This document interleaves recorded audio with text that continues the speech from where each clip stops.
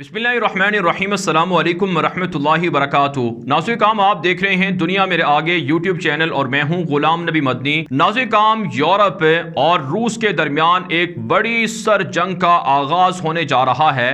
Russia ने Europe के साथ ताल्लुकात ख़त्म करने और यूरोप के तमाम सफ़ीरों को रूस से निकालने का ऐलान कर दिया है।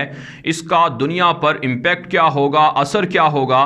क्या दुनिया एक मर्तबा फिर तीसरी आलमी जंग के दहाने पर है? नाज़रीन काम रशिया और यूरोप के दरमियान 200 अरब डॉलर से ज़ायद का सालाना तिजारत होती है। हुजम है इन दोनों बड़े कंट्रीज़ के दरमियान, तो इससे आप अंदाज़ा लगा सकते हैं कि इसका दुनिया पर कितना इम्पैक्ट पड़ेगा। तो इस वीडियो के अंदर आपको रूस के यूरोप के साथ हालात क्यों ख़राब हो रहे हैं और साथ साथ रूस दुनिया के अंदर क्या एक मर्तबा फिर तबाही का शिकार होने जा रहा है, और रूस के अंदर जो एहतजाजी मुजाहरे हैं, जो तहरीक है, उसकी वजूहात क्या हैं, ये भी इस वीडियो के अंदर आपको बताएंगे। और इसी तरह से इस वीडियो के अंदर दूसरा जो हमारा टॉपिक होगा, जो एक बड़ी खबर सामने आ रही है, वो है नाज़रीन काम तुर्की और अमेरिका के ताल्लुकात में दरारें और तुर्की का अपनी फ़ौजों को इराक़ के अंदर दाखिल करना और तुर्की की फ़ौजों का इराक़ के अंदर बड़े पैमाने पर ऑपरेशन का शुरू करना। ये इस वीडियो का दूसरा टॉपिक रहेगा। और इसी तरह से वीडियो के तीसरे हिस्से में हम आपको बताएंगे कि पाकिस्तान और तुर्की अब खला में अपने फ़ौजी मिशन को भेजने जा रहे हैं। इससे पाकिस्तान और तुर्की की आवाम को क्या फ़ायदा होगा, दुनिया बिलखुसूस इस्लामी दुनिया को इससे क्या फ़वाइद मिलेंगे और ये मिशन किस हद तक कामयाब रहेगा, ये वीडियो के तीसरे हिस्से में बताएंगे। लेकिन आगे बढ़ने से पहले आपसे गुजारिश है कि अगर आपने अभी तक हमारे चैनल दुनिया मेरे आगे को सब्सक्राइब नहीं किया तो ख़ुद भी सब्सक्राइब कर लें, दोस्तों के साथ शेयर भी कर लें, और साथ साथ हमारे नए फेसबुक पेज गुलाम नबी मदनी को भी फॉलो और लाइक कर लें और अपनी राय कमेंट के ज़रिए से ज़रूर हम तक पहुँचाएँ। जी हाँ नाज़रीन काम बात कर लेते हैं सबसे पहले रूस और यूरोप के दरमियान तनाज़े की।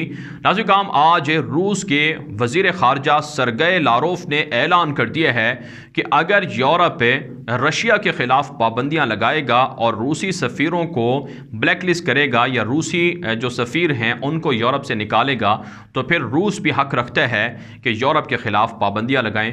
नाज़रीन काम दरअसल रूस और यूरोप के 28 से 30 ममालिक के दरमियान जो इख्तलाफ़ात हैं, उनकी बुनियादी और सबसे बड़ी वजह यह है कि यूरोप का ये दावा है कि रूस के अंदर प्यूटन जो इक़्तिदार के मालिक हैं, पिछले 20 साल से रूस के अंदर प्यूटन का इक़्तिदार है और तमाम के तमाम सरकारी इदारे एक तरह से प्यूटन के मातहत हैं, और इसे यूरोप डिक्टेटरशिप कहते हैं कि प्यूटन जानबूझकर मुखालिफिन को कुचलते हैं, जमहूरियत को पामाल करते हैं और मुखालिफिन को जेलों में डाला जाता है। नाज़रीन काम प्यूटन के एक सबसे बड़े सियासी मुखालिफ हैं, नावल्नी उनका नाम है। उन्हें गुज़श्ता साल जहर दिया गया, जिसके बाद उनका इलाज जर्मनी के अंदर हुआ, वो बहाल हो गए, सेहत उनको मिल गई, लेकिन उनका चूँकि पासपोर्ट ख़त्म हो रहा था तो उन्हें वापस रशिया आना ज़रूरी था। जैसे ही वो रूस पहुँचे तो उन्हें एयरपोर्ट से गिरफ़्तार कर लिया गया, और ये 2 हफ़्ते पहले की बात है। और पिछले 2 हफ़्तों से रूस के अंदर इतने पुरतशद्दुद मुज़ाहरे जारी हैं कि 15,000 से ज़ायद मुज़ाहिरीन को पकड़ कर जेलों में प्यूटन ने डाल दिए है। और इसी तरह से जो अब तक की इतलात हैं कि 2 दर्जन से ज़ायद लोग मारे जा चुके हैं और झड़पों में कई लोग जो हैं वो ज़ख्मी भी हुए हैं। रूस की सड़कों पर इस वक्त भी हालात कशीदे हैं, एमरजेंसी की कैफियत है, कर्फ्यू का माहौल है मास्को के अंदर और इसी तरह से दीगर शहरों में। तो ये बुनियादी वजह है यूरोप और रूस के दरमियान लड़ाई की। यूरोप का दावा है कि जो मुखालिफिन हैं उनको प्यूटन ना कुचलें, उनको जेलों से रिहा किया जाए।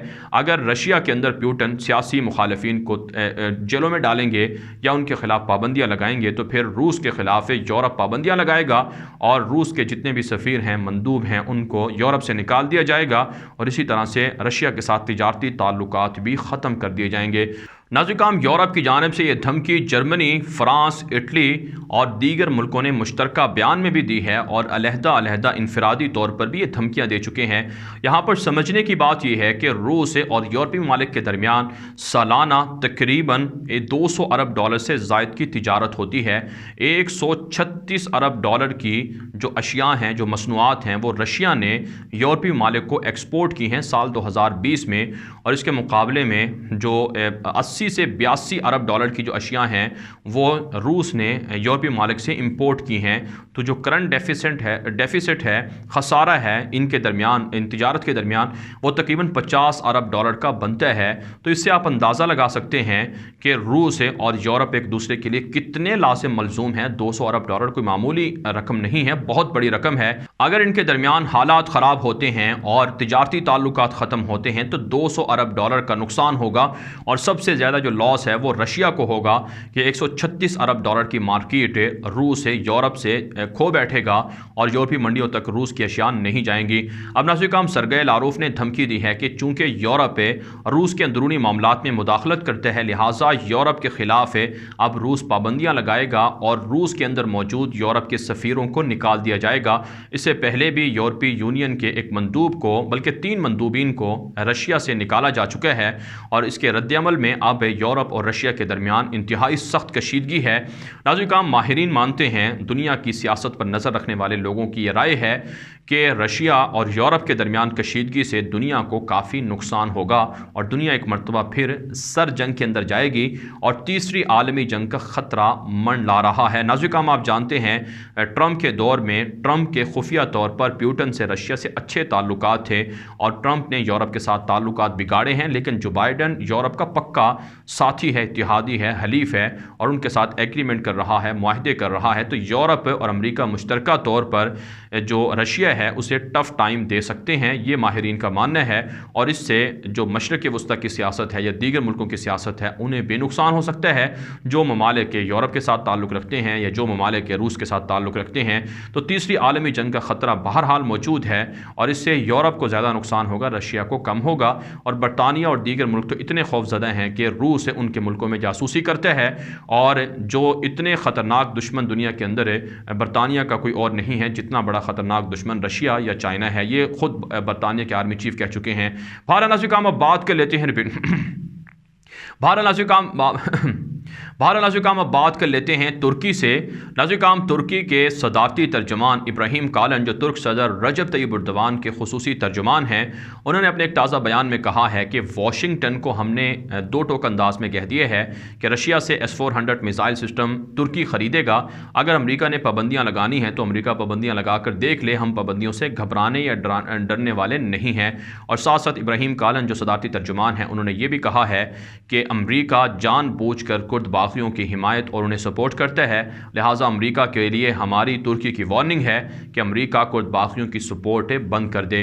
اور اس کے علاوہ ناظرین کرام، کل ترکی نے عراق کے اندر اپنی فوجوں کو داخل کیا ہے جو کرد باغیوں کے خلاف بڑے پیمانے پر آپریشن کر رہی ہیں، اور آج کی جو بڑی خبر ہے کہ 30 سے زائد کرد باغی جو عراق کے اندر تھے، جو دہشت گرد تھے، انہیں ترک فوجوں نے مار ڈالا ہے، اور ترکی دعویٰ کر رہا ہے کہ شام کے اندر، عراق کے اندر مزید آپریشن کیے جائیں گے اور آپریشن کا سلسلہ دراز ہوگا۔ آپ جانتے ہیں عراق کے اندر امریکی فوجیں موجود ہیں، ایرانی جنگجو یا ان کی ملیشیا یا ان کی تنظیمیں بھی موجود ہیں، اس لیے ایران کو اور اسی طرح سے امریکہ کو سب سے زیادہ مسئلہ ہے کہ ترکی آخر عراق کے اندر فوجیں کیوں گھسا رہا ہے۔ لیکن ترکی نے کہا ہے کہ عراقی حکومت سے منظوری لی گئی ہے اور عراقی حکومت کے ساتھ ہمارے اچھے تعلقات ہیں، اور باقاعدہ عراق کے اندر ترکی اپنے فوجی اڈے قائم کرنے کا بھی اعلان کر چکا ہے۔ 20 ارب ڈالر سے زائد کی سالانہ جو ٹریڈ ہے عراق اور ترکی کے درمیان وہ پچھلے سال ہوئی ہے، اور اب ترکی بڑے پیمانے پر عراق کے اندر سرمایہ کاری کرنے کا اعلان بھی کر چکا ہے، اور وہاں جو پیٹرول نکالنے کا عمل ہے اسے بھی ترکی شروع کرنے جا رہا ہے، پروجیکٹس حاصل کیے جا رہے ہیں۔ تو اس سے آپ اندازہ لگا سکتے ہیں کہ خلافت عثمانیہ میں جو عبدالحمید ثانی آخری بادشاہ تھے، جس طرح انہوں نے عراق کے اندر پیٹرول کے کنویں دریافت ہونے کے بعد ریلوے پروجیکٹ شروع کیا، اسی طرح سے اردگان اب خلافت عثمانیہ کو بحال کرنے کے لیے عراق کے اندر اسی طرح کے پروجیکٹ شروع کر رہے ہیں، جس سے امریکہ کو تکلیف ہے، امریکہ کو پریشانی ہے۔ اس لیے آنے والے دنوں میں ناظرین کرام، آنے والے دنوں میں امریکہ کی نئی جو بائیڈن حکومت اور ترکی کی حکومت کے درمیان اختلافات بڑھ سکتے ہیں، اور یہ اختلافات اس قدر شدید ہو سکتے ہیں کہ امریکہ اتحادیوں کے ساتھ مل کر ترکی پر مزید خطرناک پابندیاں عائد کر سکتا ہے۔ اور 2023 سے پہلے یورپ کی، امریکہ کی اور ویسٹ کی خواہش ہے کہ ترکی کو کسی طرح سے کاؤنٹر کر دیا جائے، اردگان کی حکومت کو گرا دیا جائے۔ حالانکہ اردگان نئے دستور کا اعلان کر چکے ہیں، آیا صوفیہ کو مسجد کی حیثیت سے بحال کر چکے ہیں۔ جو بائیڈن جو کٹر قسم کے कैथोलिक ईसाई हैं वो ख़ुद इस आया सोफिया की मस्जिद की हैसियत से बहाली के सख्त तरीन ख़िलाफ़ हैं और उसका बदला तुर्की के सदर रजब तैयब एर्दोगान से लेना चाहते हैं। अब देखते हैं आने वाले दिनों में तुर्की अमरीका और यूरोप के इन हमलों का किस तरह से मौसर अंदाज में जवाब देता है। एक और नाज़रीन काम अच्छी खबर है जो गुज़श्ता 2-3 रोज़ से पूरी दुनिया के अंदर फैली हुई है, वो है तुर्की के नए स्पेस मिशन का ऐलान। एर्दोगान ने इस नए जो खलाई मिशन है इसका बाकायदा ऐलान किया, इसकी वजूहात बताई और इसके इफादियत पर उन्होंने बात की। और पाकिस्तान को और आज़रबाईजान को खुसूसी तौर पर तुर्की ने इस स्पेस मिशन के अंदर शामिल किया है। आप जानते हैं एलन मस्क जो दुनिया के अमीर तरीन शख्स भी हैं और जो एक तरह से नासा के साथ भी काम करते हैं, उनका स्पेस प्रोग्राम है वो कामयाबी से आगे जा रहा है और खला के अंदर वो बंदों को, इंसान को भेज भी रहे हैं। बाकायदा दुनिया की आबादी के लिए मरीख पर उनके बड़े बड़े ख्वाब भी हैं। तो एलन मस्क ने बाकायदा तैयब एर्दोगान से फ़ोन पर बातचीत भी की थी और कहा था कि तुर्की को एलन मस्क की कंपनी जो टेक्नोलॉजी है वो फराहम करेगी और पाकिस्तान का खलाई मिशन भी है। पाकिस्तान ने 2022 तक खला में अपने मिशन को भेजने का ऐलान कर रखा है और चांद पर पाकिस्तानी कोई भी ऐसा मुल्क होगा, पाकिस्तानी वाहिद ऐसा मुल्क होगा, इस्लामी मुल्क होगा जिसका जो बाकायदा चांद तक पहुँचेगा और अपने मिशन को पहुँचाएगा। ये ऐलान भी सामने आ चुके हैं। तो इससे वाज़ेह होता है कि पाकिस्तान और तुर्की का कॉपरेशन या पाकिस्तान और तुर्की के ताउन ये दोनों मुल्कों के लिए भी फ़ायदेमंद है और उम्मत मुस्लिमा के लिए फ़ायदेमंद है। तुर्की की फ़ौजें पाकिस्तान के अंदर मौजूद हैं, जंगी मशक़ें कर रही हैं। तुर्की पाकिस्तान को ड्रोन टेक्नोलॉजी दे रहा है और बाहरिया को एडवांस कर रहा है, पाकिस्तान भी तुर्की को टेक्नोलॉजी दे रहा है। तो दोनों मुल्कों के ताल्लुकात के बढ़ने से यकीनन उम्मत मुस्लिमा को भी फ़ायदा होगा और दोनों मुल्कों की आवाम को भी फ़ायदा होगा। पहले ही पाकिस्तानी तुर्की का बहुत ज़्यादा तादाद में विज़िट कर रहे हैं और तुर्की पाकिस्तान आने के ख्वाहिशमंद हैं। अच्छी बात है, दोनों मुल्क एक दूसरे के साथ करीब हों, राबते हों, इससे उम्मत मुस्लिमा के इत्तेहाद में फ़ायदा होगा और मुसलमानों को फ़ायदा होगा। बहरहाल नाज़रीन काम, इस वीडियो के हवाले से आपकी क्या राय है? अपनी राय कमेंट के ज़रिए से ज़रूर हम तक पहुँचाएँ। आज के लिए इतना ही, इजाज़त दीजिए। अल्लाह हाफ़िज़।